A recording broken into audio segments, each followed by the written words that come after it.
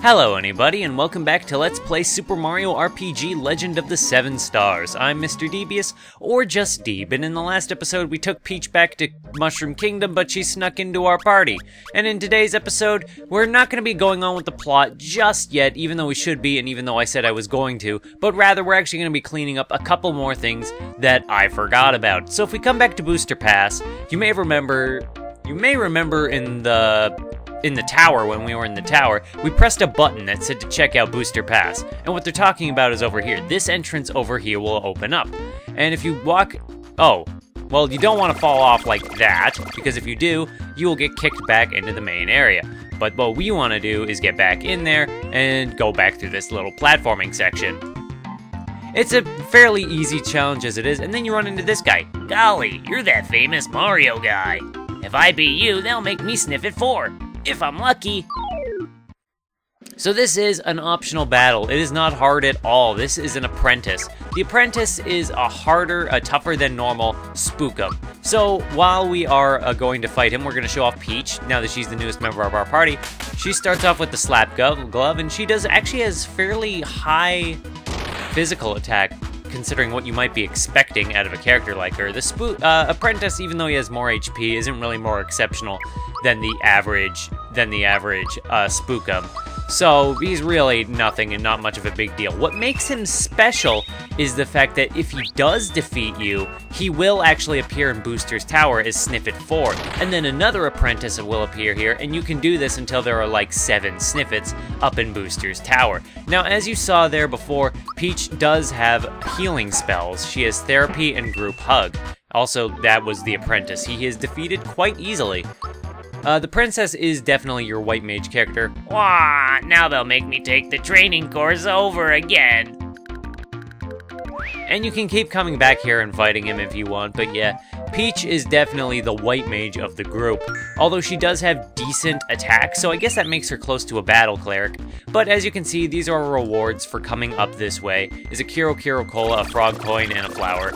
Peach, when she's in your party, she makes the game a lot easier because her specials include Therapy, which heals HP and status for only a measly 2 flower points, and then Group Hug, which heals the entire group of its HP and status effects for only 4 MP. It's extremely effective magic, and she can break the game very easily if you set it up in the correct way. Now, the next thing we're going to be doing is going back to Booster's Tower and climbing up as far as we can. I'll see you when we get to where we need to be. Alrighty, first things first, if you come up to this save room that's halfway through the tower and you go back a room, there is Knife Guy, who's just kind of hanging out. I'm really sorry about before. Here, I'll make it up to you. Hee-haw. Are we having fun yet? Okay, that was just practice. This time it's for real. You up to it? Hee-hee. Of course. What are you talking about, buddy? Guess which hand the yellow ball is in, if you can. Now watch carefully. So, this is a little minigame where you have to touch the hand you think is holding the ball. Very good. Here, a prize goes to the winner. And for that, we got a wilt shroom. Let's look at that. That is a wilted mushroom. This doesn't heal for very much HP, but it does heal you. Now what you want to do here is you want to play this game and win about like 12 times successfully. Want to play? It's not a hard minigame, but if you win it successfully enough times, most of the rewards you get are going to be garbage, but eventually if you keep winning you can get a good item. So I'm just going to keep going until like the prerequisite 12 wins. So I'll see you then. Whoa, congratulations! You deserve this! And for that, we got ourselves a bright card. It'll let you into my brother's casino, wherever that is. So for all of our trouble, we earned ourselves a bright card, which will come in handy later because, as he said, we will be able to use it later to get into his brother's casino. So that'll be a thing when it's a thing. Now, I will also see you at the top of Booster's Tower. Incidentally, you can sell the bright card in Marrymore for up to 15 gold green frog coins, but then you have to pay like that many to get it back, so it's extremely expensive, but we'll get into that more later. If you come back to this room and go back to the veranda, I wonder when my next bride will fall from the sky. So now we know what Booster is up to. That's kind of weird, and that's pretty much everything I wanted to show off in Booster's Tower that you can show off. Now I will see you back on the world map. By the way, since we're in a fight anyway, there's a move that the Chain Chomp can do, Iron Maiden. It inflicts fear, so that's kind of a cool thing, I guess. Also, the Jester can do that. He can drop a giant flaming boulder on you, so that's good to know. Oh, and we actually got another level up for Mallow. And now that he is leveled up, we are just gonna give that boost to his... Oh, that's a big attack boost. We're gonna give that to him, despite what you might say about giving attack to a mage. Ha ha ha. Alrighty, and now that we are done at Booster Tower and showed off all that stuff, it is finally time to get on with the plot. First things first, Mallow initially told us in Mushroom Kingdom, he reminded us that a good place to go to get information on what to do is to see his grandfather over here in Tadpole Pond. And you talk to him and he tells you, I have the latest news, children. A large star has been sighted on Star Hill. Was that the voice I gave him? I don't even remember. But that tells us where to go, and that opens up for what a tiny selection it is. We're not going to the Frog Coin Emporium, we are going to this other place. For how tiny that whole thing is, that whole interaction, they really kind of, words are hard. They really don't make that into anything, even though you're supposed to talk to him. I'm also selling the goodie bag we got in Booster's Tower finally, because we want the money. We want the money really badly. And while we're here, we may as well pick up an elixir or two. But anyway, as I was saying before I stumbled over my words entirely in an embarrassing fashion, that's actually really weird that the game makes you do that for such a tiny little talk. It was like one window of dialogue. You come over this way and we have finally come to Star Hill. Now, as said, there is a star piece on this area, in this area. There's a sign here that says to Marrymore, and if you talk to the flower, it will open the door back to Marrymore, and it'll just take you back to the world map. However, here is to Star Hill. As said, talk to the flowers and they open these star gates. This is a very mystical area. This is Star Hill. Wishes which were transformed at the Star Road fall from here. But some wishes that haven't been granted yet are falling because Smithy destroyed the Star Road. Frogfucius mentioned hearing about a star piece on this hill. Let's see if we can find it. Now that we're in Star Hill, a lot of this is going to be fighting enemies and talking to stars that have fallen with smiley faces. Wish I had some cricket jam. And also talking to these. In each given area, you have to light up these dim flowers in order to open the next way forward. We're also going to be fighting a number of enemies, including Sackets, which are the new bandits, and Geckos, which are just weird. Sackets are much like normal bandits and whatever you call... Oh.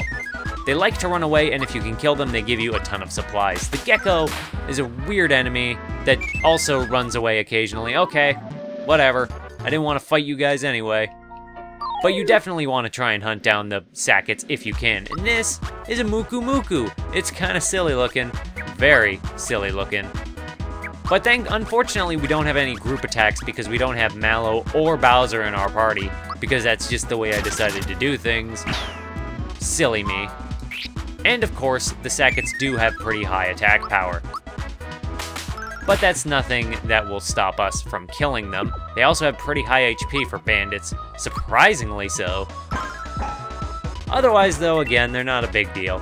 Although there's one of the biggest deals in this area. Muku Mukus are just, they're weak little moles. They can't really do any damage to you. Unique thing about the Muku Muku is if you use a Yoshi cookie to kill it, you'll get a Muku cookie, which is like one of only two ways in order to get the Muku cookie, which heals you for a pretty paltry amount of HP, like 60. You just throw a little bomb at Gino? What was that even? That was ridiculous. Now, we've already seen 3 of the 5 enemies that you can encounter up on Star Hill. There aren't that many, and Star Hill is actually, in reality, a very small area. We're not going to be seeing a whole ton of it, a whole lot of it while we're up here.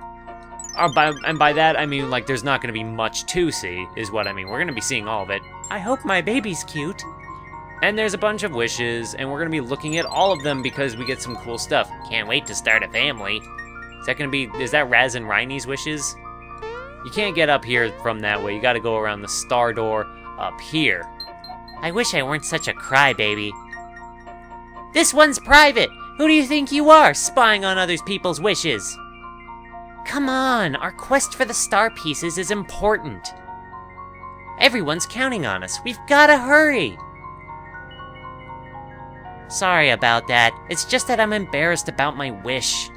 It's okay, Mallow, even though you've only cried once in this whole story and nearly cried a second time, but other than that, you didn't really... It never really was that big of a character point for you, because it's very introductory level. It's like, these are the basics of if you want to write an RPG story, is give your character traits that are shown early on, fun and run. What did that even do? You just did a good amount of damage and then totally just stayed. You didn't run. You funned, but you did not run.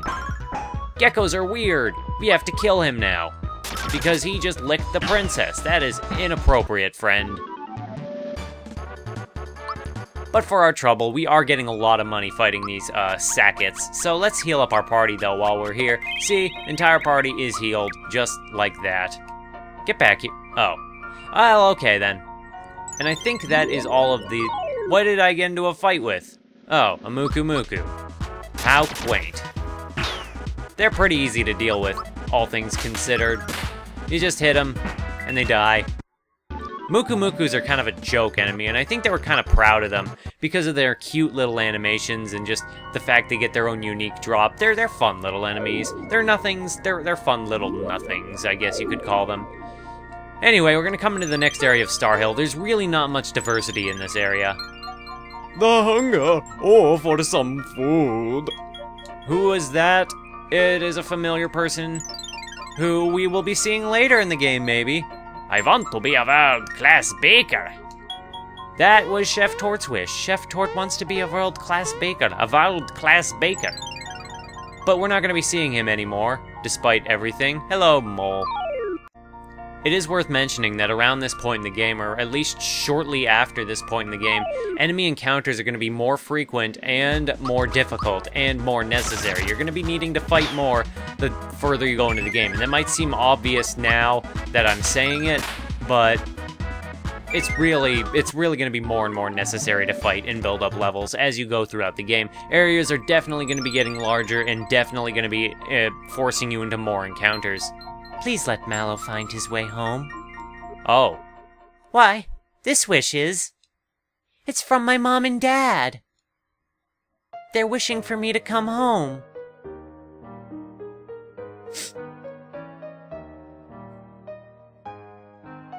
This isn't the time to be crying.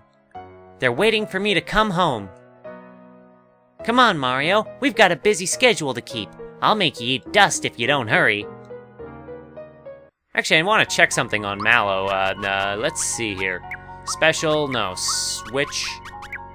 I want to see what Mallow has for spells. We're actually going to put him back in the party now that we're here. No, he doesn't have the one I was thinking of, so let's put Gino back in. Sorry for the time wasted in the menu. I read that wish. We just did that. That was Mallow's parents. It was a whole plot point.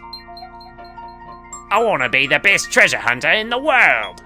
I'm pretty sure that's Croco anyway. I mean, who else would it be in our little world of ours? We already went up this way because this was the door we used to get in here, and we already read this witch. No, wait, no. If I could just get that melody. Yeah, we didn't read that one. That is Todovsky. It's pretty easy to guess who's who in this world of wishes. And I think this is actually going to bring us to the final area of Star Hill. Maybe. I think. First things first. We're gonna get as many of these star plants as we can, and by first things first, I mean this is just what we've been doing this entire time. This is a very repetitive and tedious area. I want to be a great plumber like my brother Mario. Luigi, that is like one of only 2 appearances you get in this entire game. I'm not gonna spoil what the second one is. Wish I could run faster. And that is Yoshi. I hope I become famous. And I'm pretty sure that was Punchinello there. If we go through that door, we don't want to do that just yet, because I think if we come up here, here it is. But wait, this is kind of suspicious. Isn't this a little too easy? A little too easy?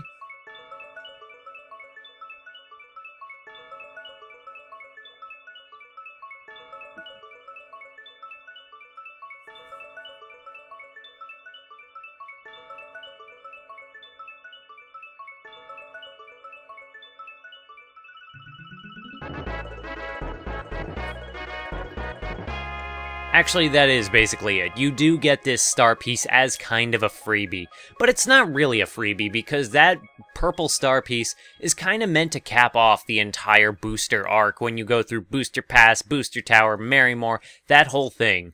You've come a long way, but your journey's not over yet. There are 3 more star pieces. And this is about the point in the game I would designate as about the halfway point of the game. You might think we're further than that because we have 4 star pieces, but the distance between the last 3 star pieces is pretty big. So yeah, we're not going to be leaving yet because there's still a few more monsters I want to show off here, even though we just got that star piece.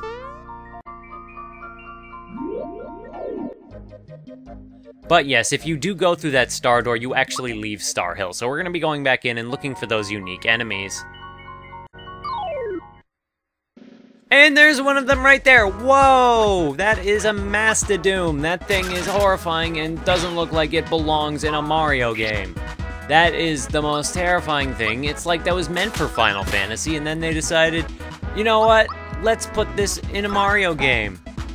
And if you read its mind with Mallow, it says something along the lines of, ooh, I'm freezing. This has the most HP of any enemy in the area, and it has pretty high defense, and it also will do that and murder Princess Peach. Get up, Toadstool. That is kind of scary. Entirely frightening. What is this? Who designed this enemy? This is completely out of place for a Mario game. Well, let's set it on fire, because I'm pretty sure its weakness is special defense, and that it doesn't have very much. The answer is it's still alive. This is a tough enemy. Well, let's try a Geno Beam on it. This enemy isn't actually any, like, optional boss or anything, it's just something you can run into when you're exploring around and fighting enemies. Geno Beam did a decent amount of damage to it, and even Peach's Slap did an okay amount. And that takes care of it. It does have a lot of HP, somewhere in the range of like 180, and with that, Geno actually reaches another level. And for that, we are going to boost his his physical attack is getting the boost on that one. And as for the other special enemy, wasn't in that guy.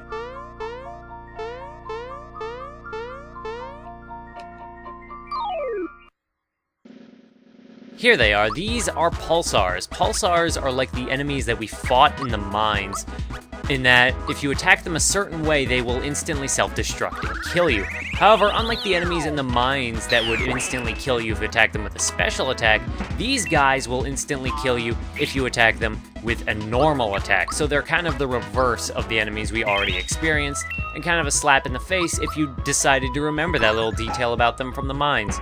So yeah, oh my god, that was a ton of damage. There's also a little dude inside. And that's another new spell we haven't seen. There are a lot of different magic spells in this game, and it's kind of surprising, really. But anyway, aside from Mario nearly dying, we are just gonna... Oh yeah. Don't attack them with physical attacks, I forgot. He uses Migraine, and thankfully that misses Princess Peach. The nice thing about the one-hit kill attacks is they don't have very good accuracy, but they're still frustrating nonetheless. But now that we've seen everything there is to see in Star Hill, I think it's time to call this episode a wrap. Also, we're stuck on Star Hill until we use the stars to get out of here, so you know what? I will see you in the next episode when we get back to the world map. So, I'm Mr. Deebius, or just Deeb, and I hope you enjoyed this episode, and I hope to see somebody in the next one. Bye-bye!